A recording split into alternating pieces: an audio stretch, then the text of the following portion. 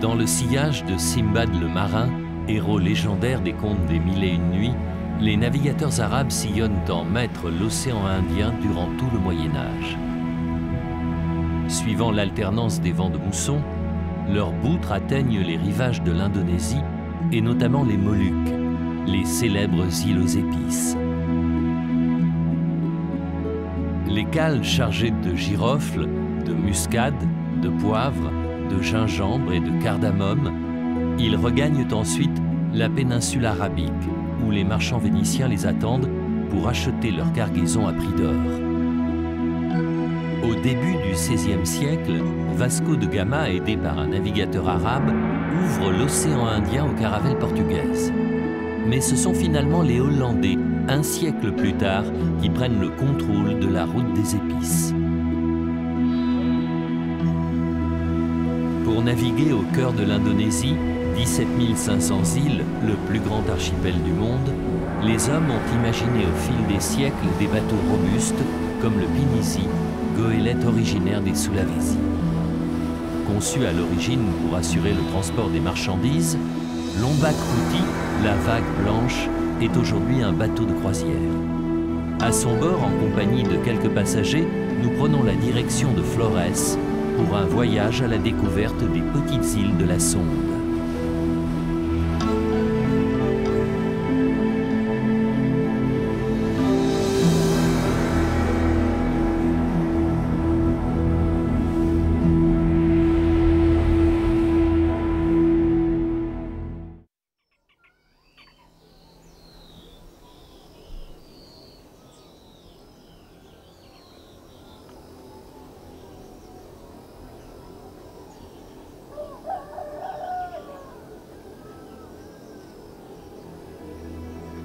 Au creux de cette vallée entourée de volcans, les hommes ont dessiné un étonnant paysage. Un monde de rizières en terrasse, d'escaliers aquatiques sculptant la montagne.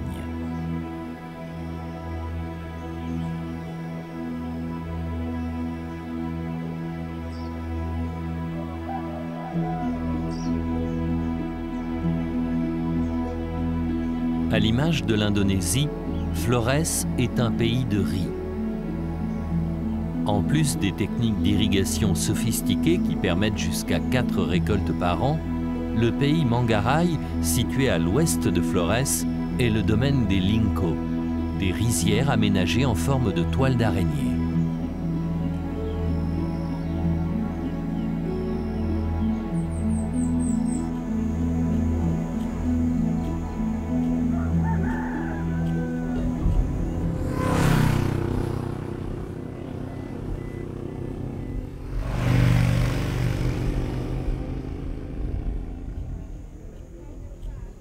En suivant la route qui traverse les rizières, nous arrivons au petit village de Melo, juste à temps pour assister à une fête rituelle.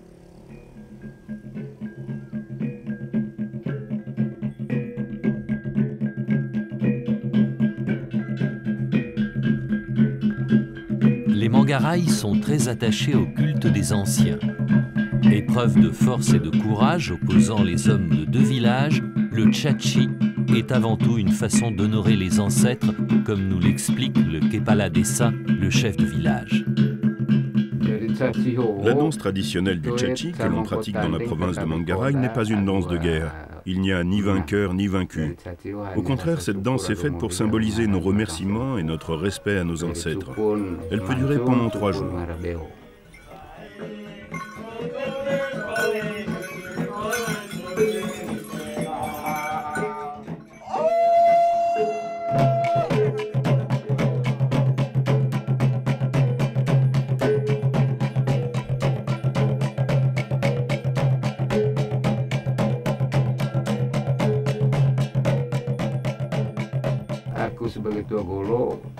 Le chef du village porte un turban rouge autour de la tête. Les combattants du Chachi, eux, sont habillés pratiquement de la même façon. Mais par contre, ils ont le torse nu. Les Chachi portent un casque en cuir, symbolisant le buffle.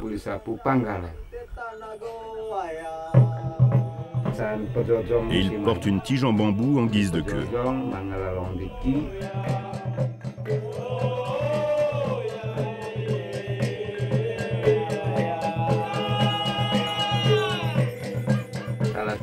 Enfin, chacun dispose d'un bouclier pour se défendre, le toda, et d'un fouet en bambou, le wado. Chaque combattant joue alternativement le rôle du guerrier et celui du buffle. Avec son fouet, il peut frapper n'importe où, mais il n'a droit qu'à un seul coup.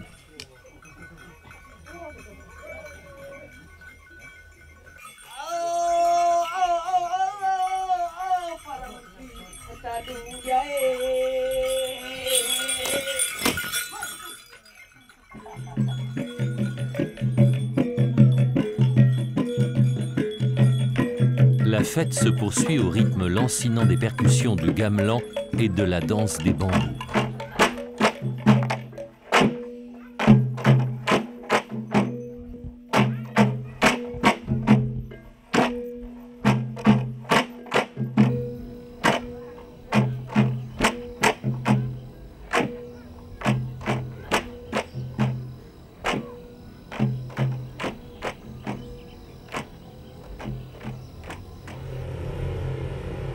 Nous arrivons à Ruteng, la capitale du pays Manggarai.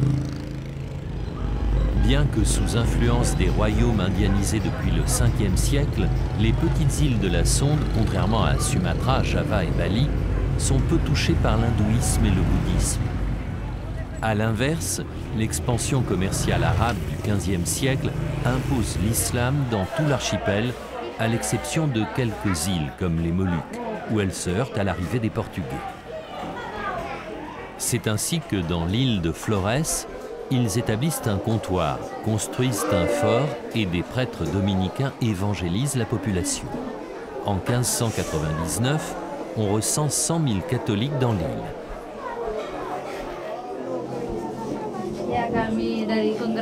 Nous appartenons à la congrégation des religieuses de la Vierge Marie.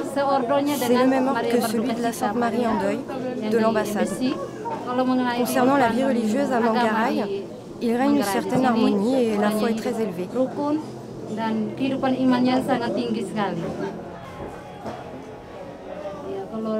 À Flores, on peut suivre une éducation religieuse. Normalement, tout le monde est catholique, même si de nombreux habitants sont musulmans.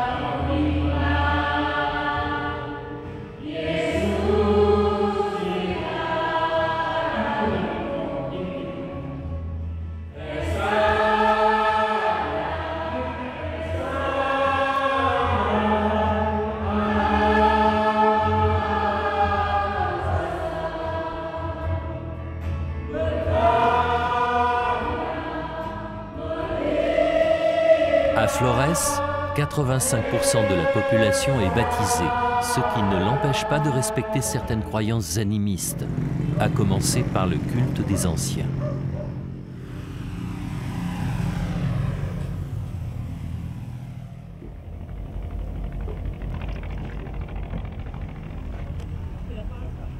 Les cargos en bois qui assurent depuis toujours les liaisons entre les îles ou les villes de la côte déchargent leurs marchandises sur les quais de Labuan Bajo.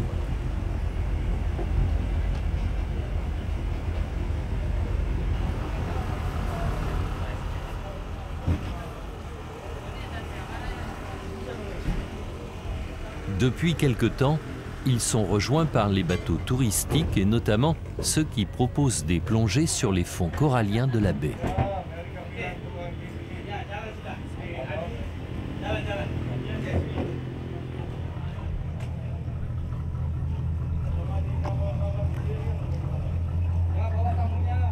Depuis les ponts de notre Pinisi, Lombok Puti, nous regardons s'éloigner les quais de Labuan Bajo.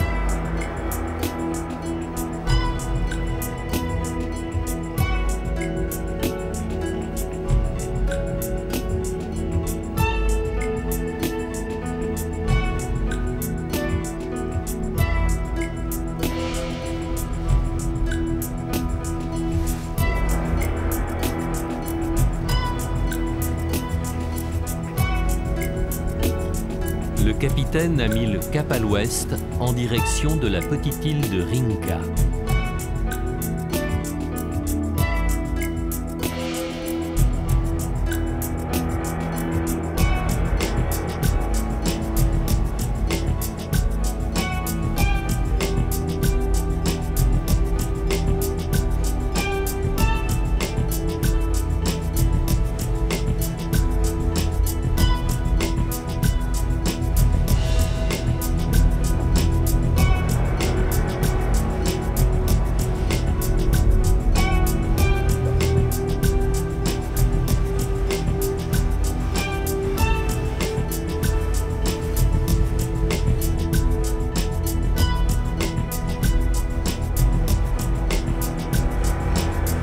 Pendant quelques heures, nous longeons les rivages de Flores.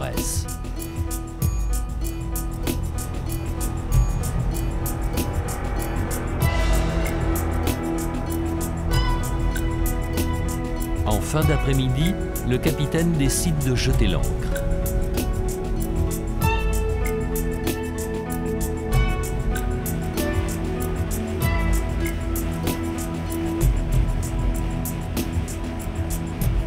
C'est là, juste en face d'un petit village de pêcheurs, que nous passerons notre première nuit de croisière.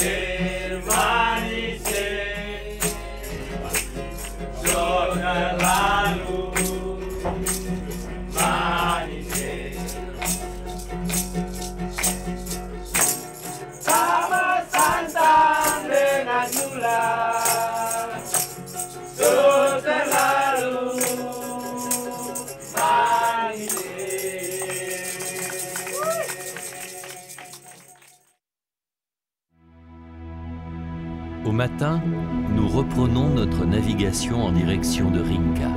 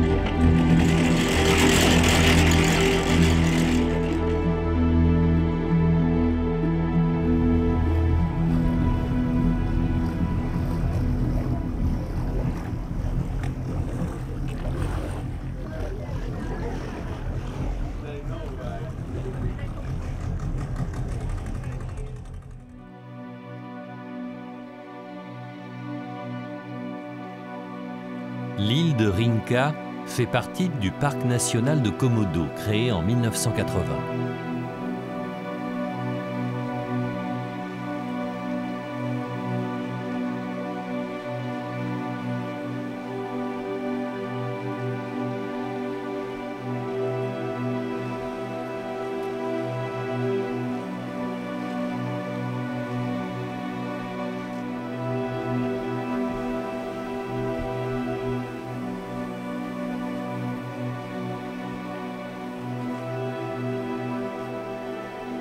En se promenant dans l'île, on peut observer différents animaux comme des singes ou des buffles.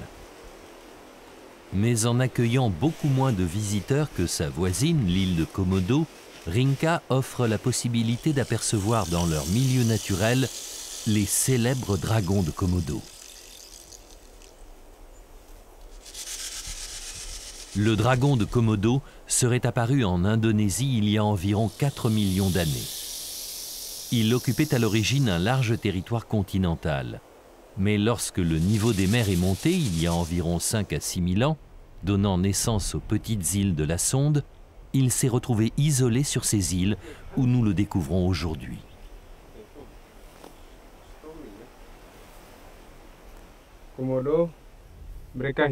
Les varans de Komodo, comme celui-ci, vivent dans la forêt tropicale, ou bien encore dans les régions désertiques. D'une façon générale, ils chassent soit le matin, soit en fin de journée.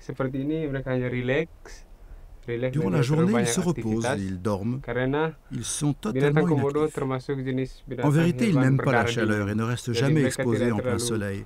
Ce n'est pas bon pour eux, ils préfèrent une météo plus clémente, comme celle que nous avons aujourd'hui.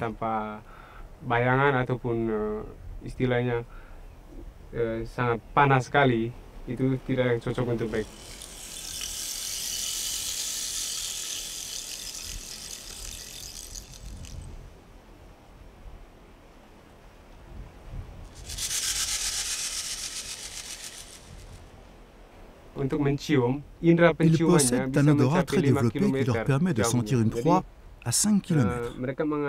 Ils utilisent donc leur sens de l'odorat pour chasser de grands animaux comme le buffle. Quand ils mordent le buffle, celui-ci s'enfuit, mais après 3 ou 4 semaines, le buffle finit par mourir à la suite de l'infection de la morsure. Une fois qu'il est mort, les varans de Komodo le retrouvent toujours grâce à leur odorat et finissent par le manger.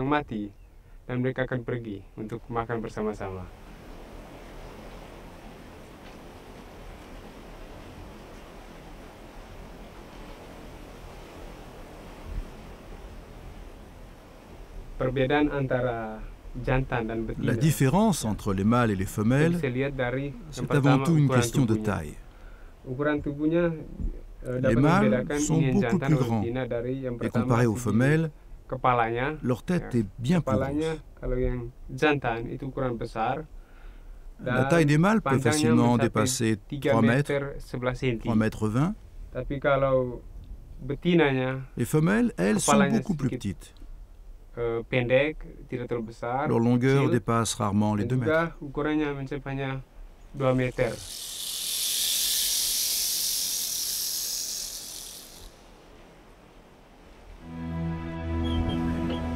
Quand nous rejoignons le bord, les marins de Lombok Putis sont déjà à la manœuvre.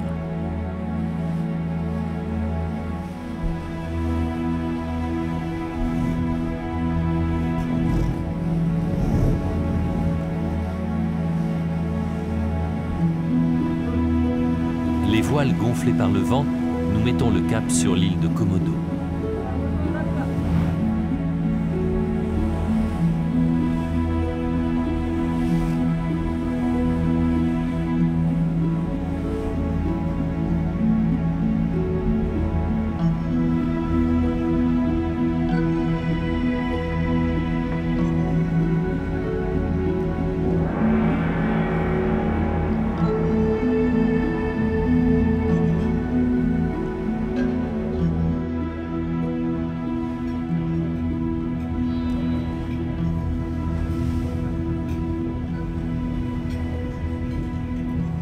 Pendant que les passagers prennent leur repas sur le pont, nous retrouvons le capitaine Abdi à la passerelle.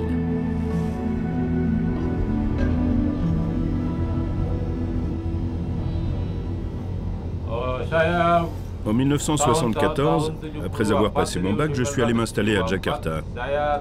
Dès l'année suivante, j'ai commencé à naviguer. Le bateau appartenait à mes parents. On faisait du commerce. Toute l'année, on faisait des allers-retours entre Jakarta et Tanjung Padang, Jakarta et Palembang, ou bien Jakarta et Jambi.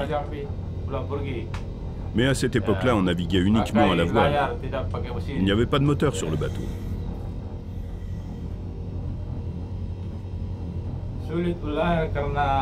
Il est difficile de naviguer dans la région de Komodo, parce que dans les étroits chenaux entre les îles, le courant est très puissant.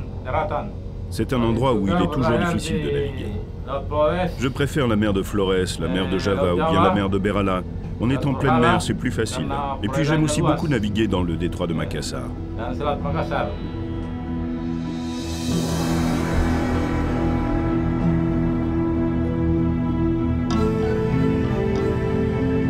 Confortés par la grande expérience du capitaine Abdi, nous profitons sereinement du spectacle de notre goélette filant entre les îles et les écueils sur la route de Komodo.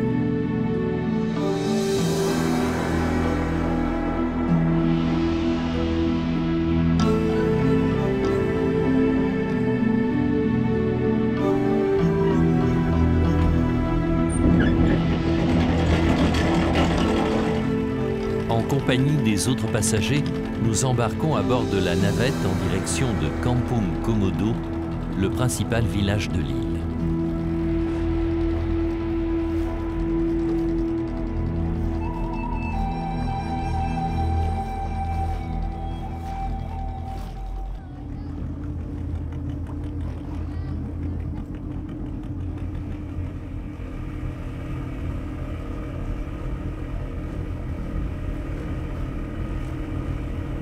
À plusieurs reprises depuis notre départ de Flores, nous avions remarqué ces étonnants bateaux à la silhouette de libellule.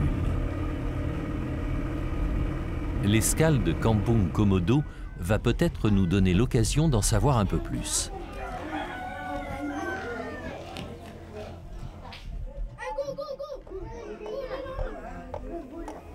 Comme dans tout le reste du pays, les maisons de ce village de pêcheurs sont construites sur pilotis. Une protection salutaire contre les raz-de-marée, les pluies ou bien les reptiles.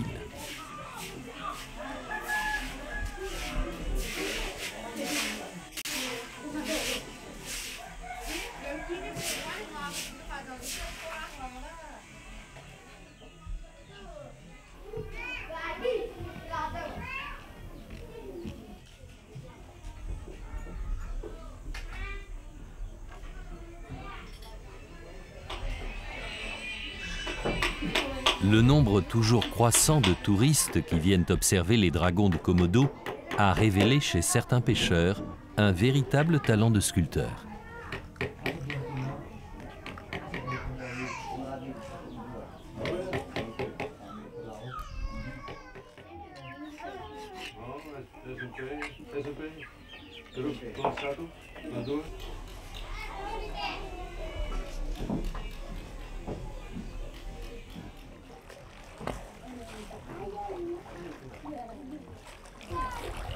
Retour sur la plage. Nous avons rendez-vous avec Andy. Ce pêcheur nous a proposé de monter à bord de son bateau. Nous allons enfin tout savoir sur ces étranges embarcations.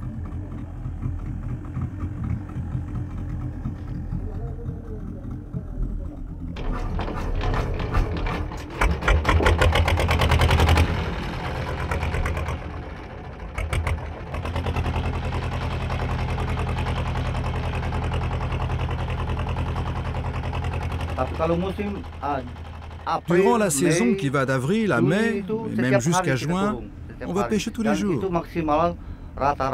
Chaque jour, on peut ramener jusqu'à 20 ou 30 kilos de poissons en une nuit seulement, puisque l'on part vers 6 heures du soir et que l'on rentre vers 5 heures du matin.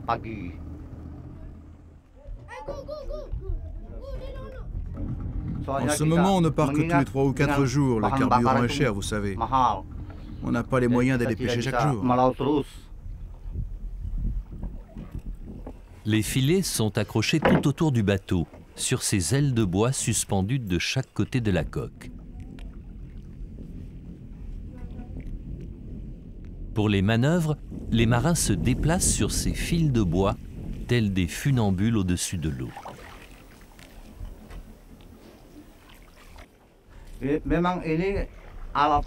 Autrefois, on ne pêchait pas de cette façon. Ce sont les pêcheurs des îles Sulawesi, les Bugis, qui ont développé cette méthode de pêche.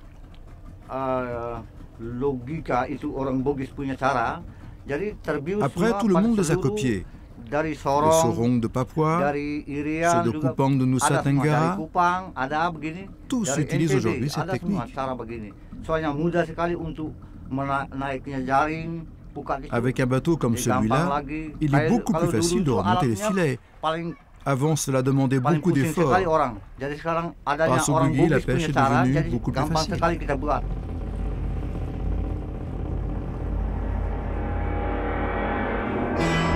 Nous quittons l'île de Komodo et reprenons notre navigation en direction de l'ouest vers l'île de Sumbawa. Depuis le début du voyage, nous avons croisé la route de nombreux Pinisi. Ces bateaux continuent, comme par le passé, à transporter les marchandises d'île en île.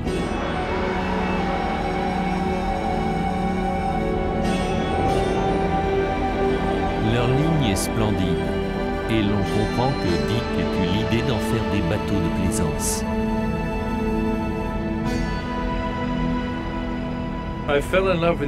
Je suis tombé amoureux de ces bateaux indonésiens à l'époque où je voyageais avec mon sac à dos dans les années 70.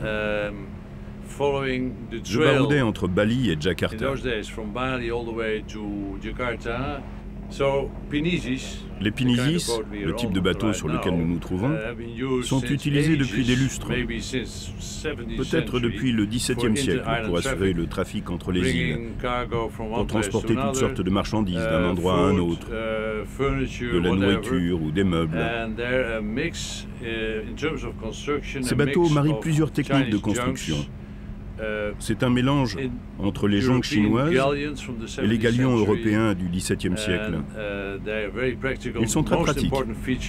L'une de leurs principales qualités, c'est le faible tirant d'eau. Ils peuvent ainsi s'approcher très près des îles, surtout qu'il y a beaucoup de récifs dans l'archipel indonésien. Les vrais Pinisis sont gréés de 7 voiles, comme on peut le voir sur notre bateau. C'est vraiment une caractéristique, 7 voiles, 3 phoques, 2 grands voiles et 2 huniers. Avec ces bateaux, on peut se rendre jusqu'aux Moluques et vers la plus grande partie des 17 000 îles qui composent l'archipel indonésien. C'est un lien avec les habitants de ces régions. On utilise leurs bateaux, on approche de leurs îles et ils sont heureux que l'on vienne jusqu'ici pour les rencontrer. Nous poursuivons notre voyage en direction de Sumbawa et de Bima, notre prochaine escale.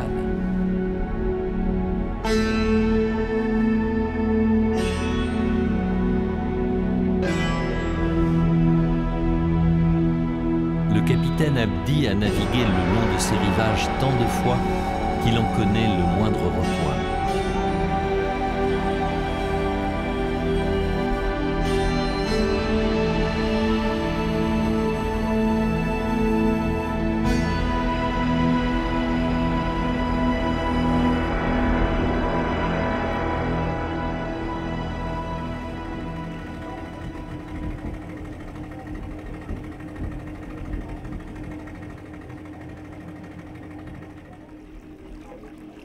La fin du jour approchant, nous jetons l'ancre au milieu de l'une des plus belles baies de Sumbawa. Un joyau turquoise entouré de montagnes mordorées.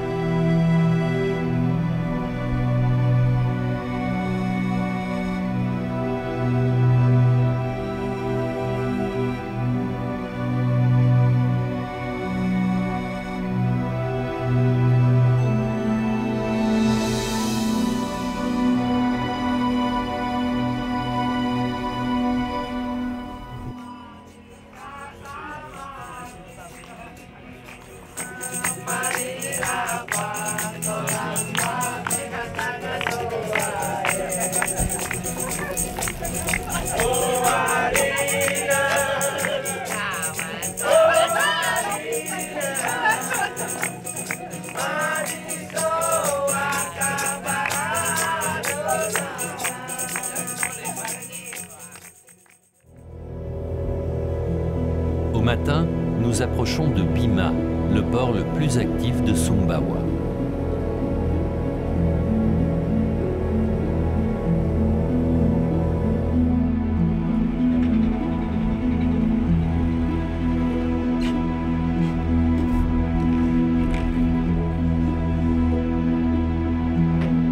Les nombreux pinisi alignés le long du quai témoignent de la place que ces bateaux traditionnels occupent aujourd'hui encore dans l'économie locale.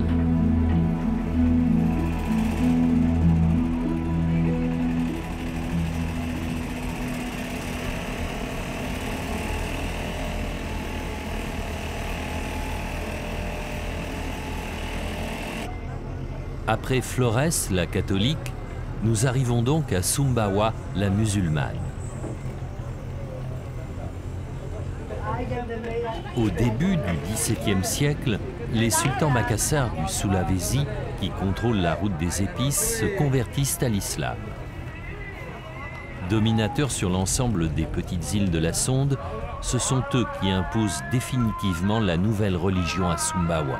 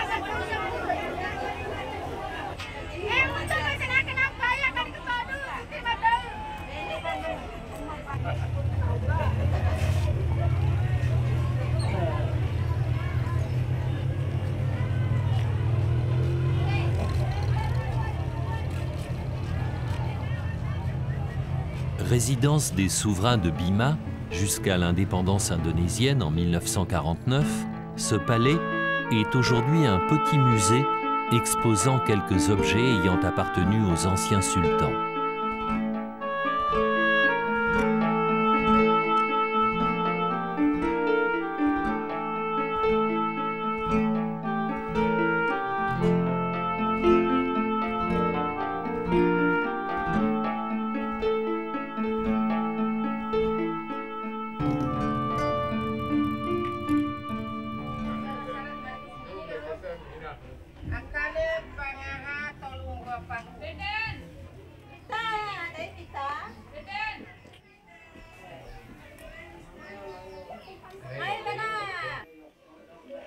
Que ce soit le catholicisme à Flores ou l'islam à Sumbawa, les grandes religions n'ont pas réussi à éliminer les pratiques animistes héritées des temps anciens. Même s'ils en ignorent l'origine et la réelle signification, les habitants du petit village de Wawo restent attachés à leurs traditions.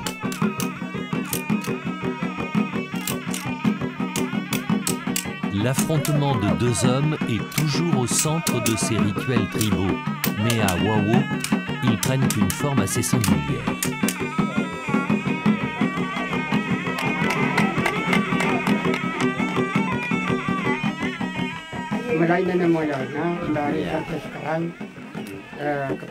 Cette tradition, que l'on appelle ici Adupala, consiste à s'affronter avec la tête. Elle a commencé il y a très longtemps, avec nos ancêtres, qui habitaient la région de Babon. C'est une forme de combat. Les Indonésiens aiment s'affronter. Une machette contre une machette, une lance contre une lance. Et le vrai combat, c'est un homme contre un homme. C'est comme ça qu'est née l'idée de s'affronter tête contre tête. Ici, c'est ce qu'on appelle Adupala.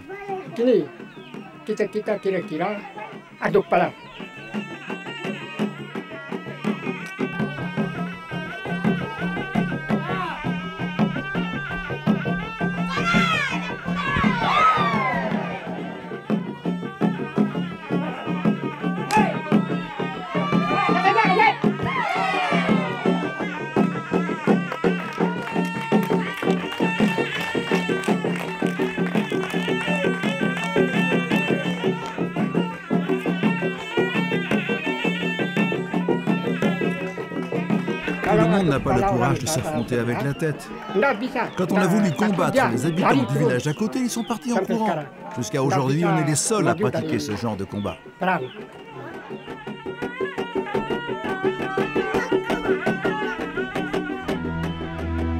Nous quittons Bima et reprenons notre navigation le long de la côte nord de Sumbawa.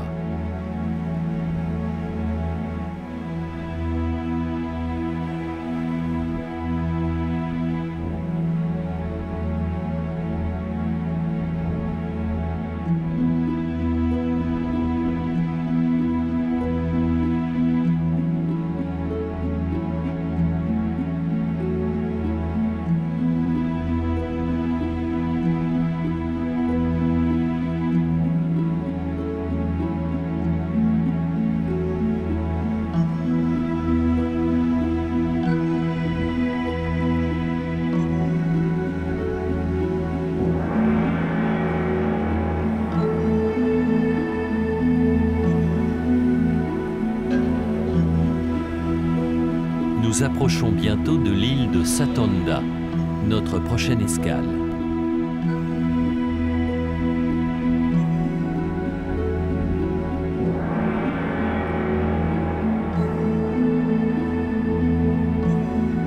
La montagne, dont la silhouette se dessine à l'horizon, semble bien inoffensive.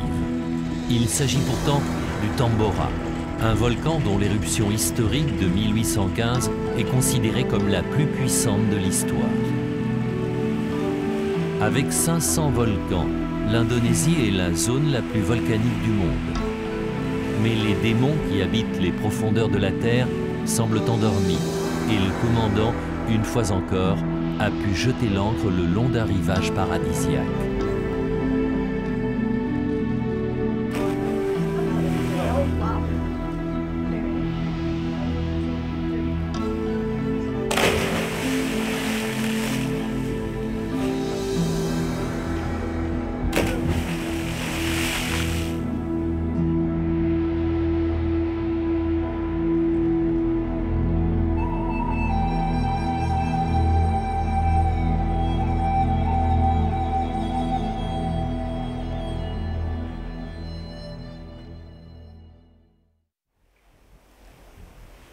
En compagnie d'autres passagers, nous nous sommes levés pour admirer les premières lueurs de l'aube sur Satonda.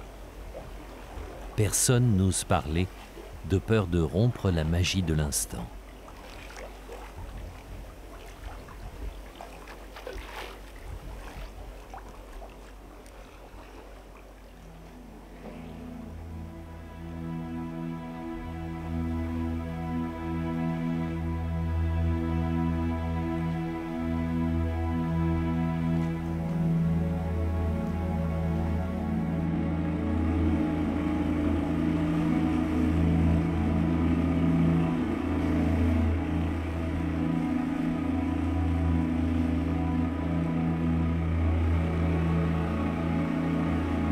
Ce n'est qu'un peu plus tard dans la matinée que nous débarquons pour découvrir cette île dont le centre est occupé selon les légendes par un lac sacré.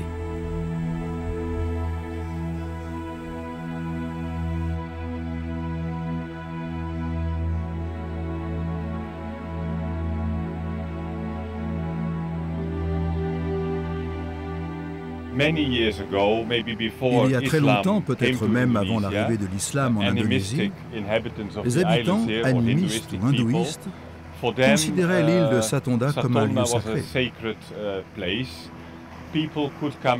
Les gens venaient à Satonda pour pratiquer certaines cérémonies, certains rituels. L'un d'eux consistait à accrocher une pierre aux branches des arbres situés autour du lac et de faire un vœu. Comme par exemple les femmes qui n'arrivaient pas à tomber enceintes ou les personnes malades.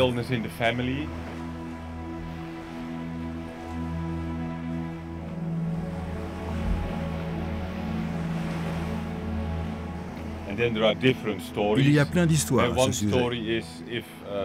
L'une d'elles raconte que pour que le vœu se réalise, il fallait revenir sur l'île, faire une nouvelle cérémonie avec une offrande de sang, un poulet par exemple, que l'on offrait aux dieux. Ensuite, on pouvait rentrer, on était guéri, ou on avait la promesse d'avoir l'enfant espéré. C'est ça, Satonda.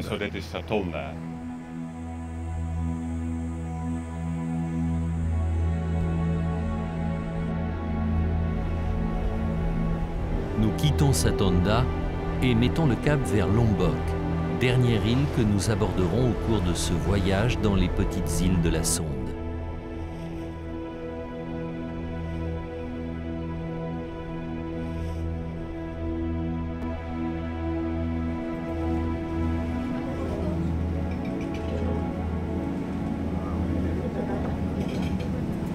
Au cours de cette croisière, nous avons abordé des paysages paradisiaques, découvert d'autres cultures, d'autres traditions. Tanah Air Kita, notre terre et notre eau. Tel est le surnom que les Indonésiens donnent à leur pays. La terre, nous n'avons fait que l'effleurer, mais dans chaque île, comme à bord de Lombok Kuti, nous avons pu mesurer toute l'importance et le respect que les hommes vouent à la mer.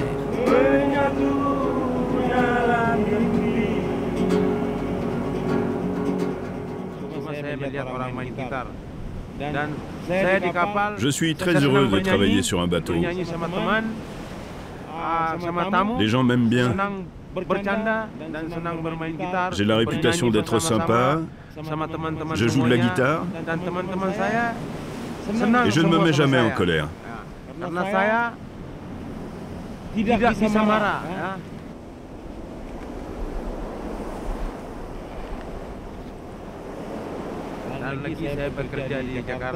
Au début, j'ai travaillé à Jakarta, 1 an dans une discothèque. Ensuite, j'ai travaillé sur un cargo, un Pinisi comme celui-là, pour un patron buggy. J'y suis resté 7 ans. On faisait la ligne régulière entre Jakarta et Kalimantan, ou bien Jakarta, Cirebon et Semarang.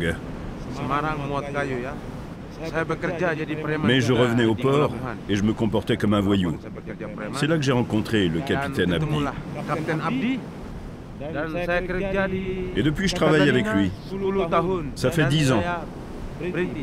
Tout d'abord sur un autre Pinisi, le Katarina, et maintenant sur celui-ci.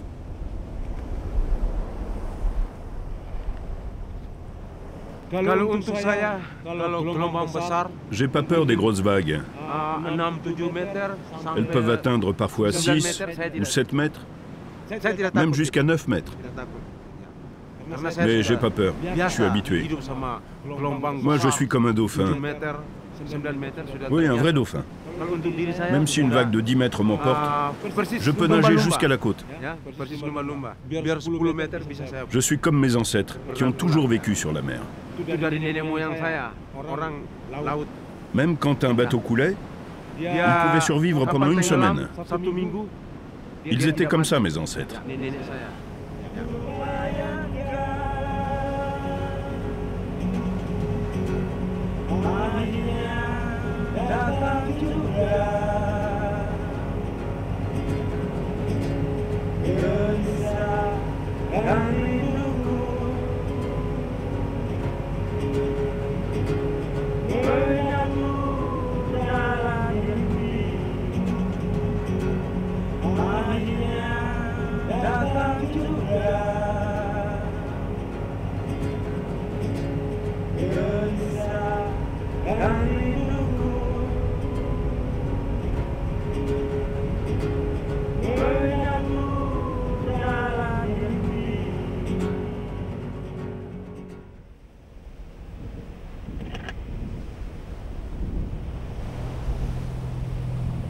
Il fait encore nuit quand nous approchons du port de Kayangan à Lombok.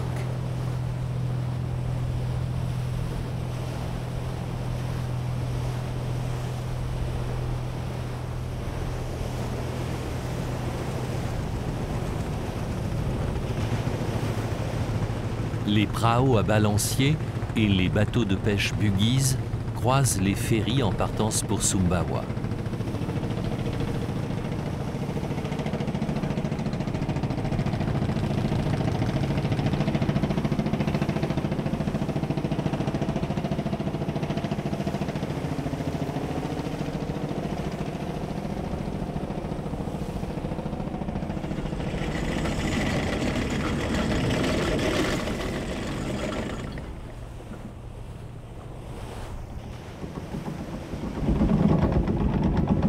dernière fois, nous jetons l'ancre devant un rivage paradisiaque, mais sur lequel plane l'ombre du volcan Rinjani.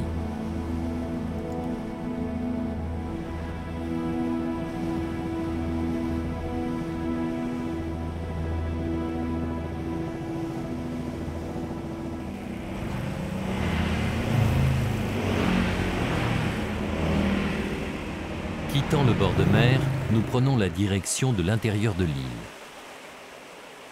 Autant sacré que meurtrier, le volcan a fait don de ses cendres aux paysans pour fertiliser leurs terres.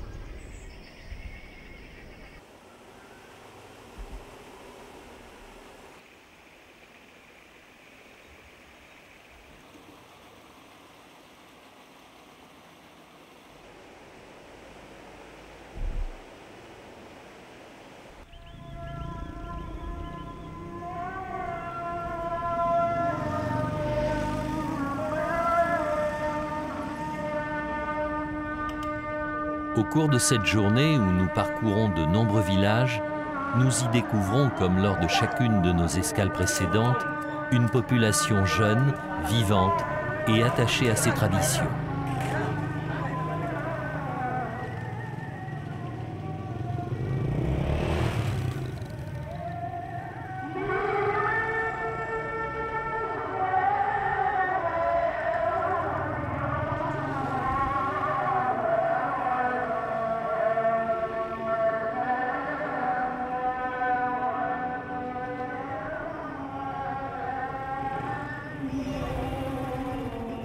Les petites îles de la Sonde marient avec bonheur les influences religieuses et culturelles accumulées au cours de longs siècles d'histoire. Surnommée l'île Piment par ses habitants, Lombok doit son caractère épicé et sa diversité autant aux Sasak musulmans majoritaires qu'aux Balinés hindouistes minoritaires.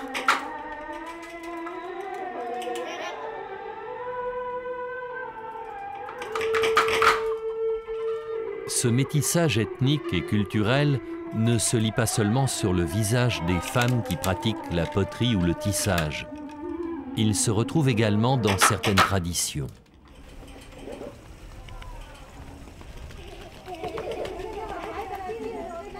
L'une d'entre elles, d'inspiration bouddhiste, consiste à donner du riz pour les mariages ou les deuils.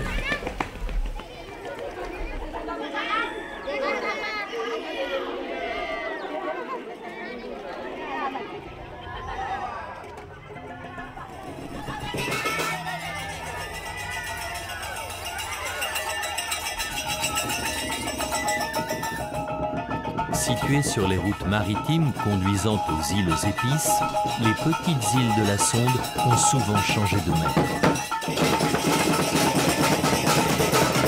Au cours de cette longue histoire tourmentée, elles ont réussi à préserver leurs traditions tout en se nourrissant des influences venues du monde extérieur. Aujourd'hui, c'est la musique et la danse qui expriment le mieux ce syncrétisme culturel qui fait toute la richesse des petites îles de la Sonde.